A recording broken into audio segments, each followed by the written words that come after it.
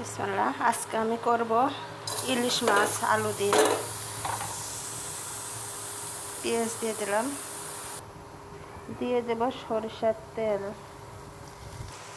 কড়াইটা চেঞ্জ করে নিয়েছি, এটার সাথে আলু ভেজে নেব। আলু পেঁয়াজের সাথে দিয়ে দেবো একটু মরিচ, পেঁয়াজ, লবণ, দিয়ে দেবো জিরে, দিয়ে দেবো একটু রসুন বাটা, দিয়ে দেবো সর্ষে বাটা, দিয়ে দেবো জিরা রাঁধুনি বাটা।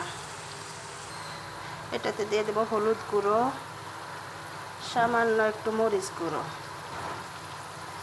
যেহেতু কাঁচা মরিচ বাটা দিয়েছি। এগুলো দিয়ে ভালো করে আমি একটু কষিয়ে নেব। বন্ধুরা, এভাবে কষিয়ে নেব।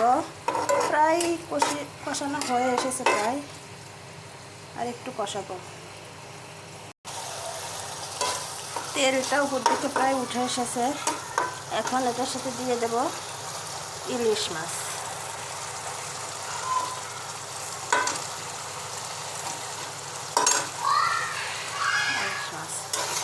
দিয়ে একটু নাড়াচাড়া করব।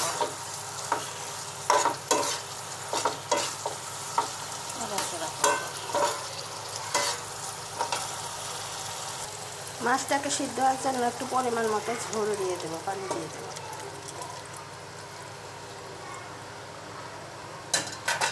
দিয়ে একটু নাড়াচাড়া করে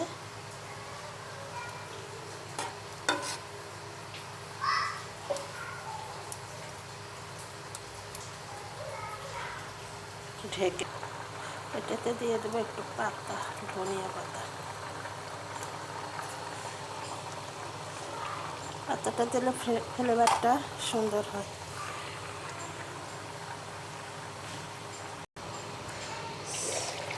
আমার আলু ইলিশ হয়ে এসেছে প্রায়। দেখেন আলুগুলো আস্তে গোটা গোটাই আছে।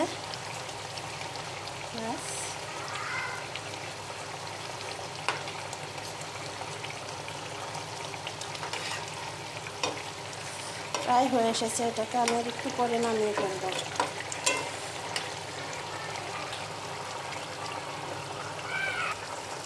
হয়ে গেছে আমার ইলিশ মাছ রান্না করা। সব মশলা বেটে রান্না করে ফেললাম ইলিশ রেসিপি। কেমন হলো বন্ধুরা জানাবেন। ভালো থাকবেন, সুস্থ থাকবেন, বেশি বেশি সাবস্ক্রাইব করবেন এই প্রত্যাশায়। আল্লাহ হাফেজ। আল্লাহ হাফেজ।